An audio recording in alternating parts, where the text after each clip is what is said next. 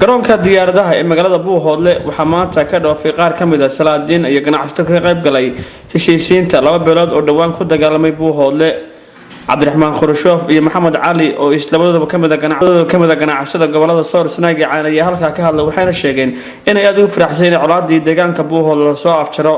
Garaad Cabdisalaam Xasan Maxamed oo kamid ah madax dhaqameedka gobolada Sool Sanaag iyo Cayn ayaa isna halka ka hadlay waxaan aan wadiiyay sababta garaadka xilliga lagu laabanayo magaalada Muqdisho. ugu dhamaatay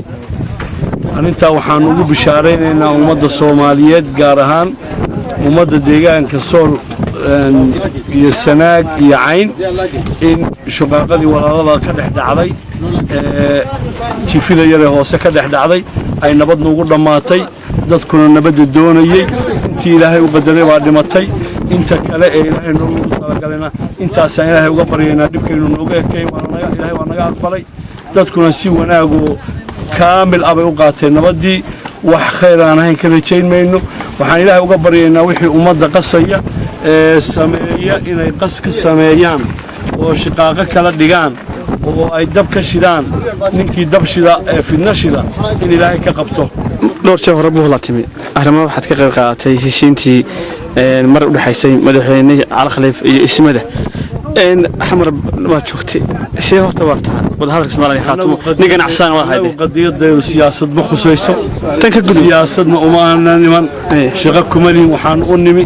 دتك ولا لا بيلها ولا لها دبك قدح دعين إن دبك أمانة كلا قيب سلو الله قيب سلو إن كل تشوتشنو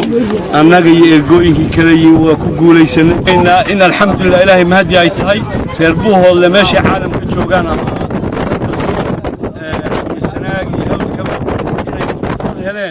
diyaaradii inay toos u bilowday wiig walba ay imanayso oo ay saa u joogtaysay taa laajigeed waxaan leenahay dalkiinii diyaarad ku imaada nabada oo ganacsi ah waa bilowday khadkii diyaaradaha Muqdisho Ismaaciil Mil Airport shaqaalaha sida ganacsiga Cabdiraxmaan sheegay in falaydkan kii labaad uu yahay oo baasajara Muqdisho kuna noqonaya hadeer rakaabkii raacay lahaana ay tuban yihiin markii horena ay rarnay diyaaradoo baasajara socday hadeerna ay dib u raacayaan haddii la ka raali noqdo socodkana ama falaydkana uu noqon doono haddii la ka raali mid wiigla ah oo todobadii casho noo imaanaya wixii kale faahfaahinaa iyo magaranaysa meelaha laga soo xiriirayaan insha Allah kan way isoo bogaadinayna waxaan leeyahay dhammaan hawshii aan inay si wanaagsan bay inoogu dhamaatay hadday ahayd wax la soo dhaafay iyo wax jooga iyo waxa soo socda laftigooda oo aan isleenahay nabad iyo guul iyo barwaaqo inoogu dhamaatay dadka deegaanka Buuhoodle gabi ahaan wuxuu wada qaatay in nabadgeliyo iyo cadaalad iyo wanaag iyo sharaf iyo nabad ku wada noolaasho ay noqoto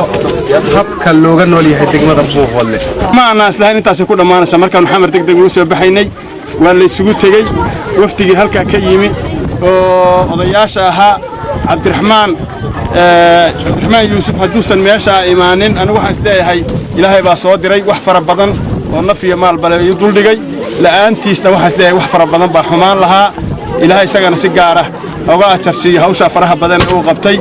oo aday tahay abaabulka iyaga xamar aan naga soo abaabulay iyo haday tahay intuu halka joogay uu ka qabtayba Ilaahay khayr fara badan ha siiyo si gaar ah ayuu ninkaas u shaqeeyay Cabdifataax sidoo kale culimada culimada kale la socday dhamaantood isimadii kale iyo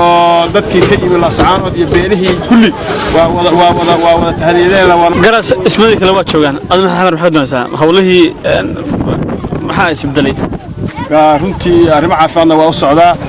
ninkii meel dhaqaaqay xagga socota hadda tiraahdo laakiin dhagto xagga socota hadda tiraahdo adiga saxaafada isku wareerayaan malaynay laakiin waa aniga warbaano custaan leeyahay soo baxay sidii soo baxay hadda dib aan ugu noqonaya insha Allah shirkii miyaad xagga dawladii madaxda sarkiisana wax balama hadday suura gashaan waa sarkan haddii ay suura gali weydaan u amal laan meena insha Allah maanta Cusman Afcaal Dhaqtar warta feeshka caalamiga Ismaaciil News magaalada Buuhoodle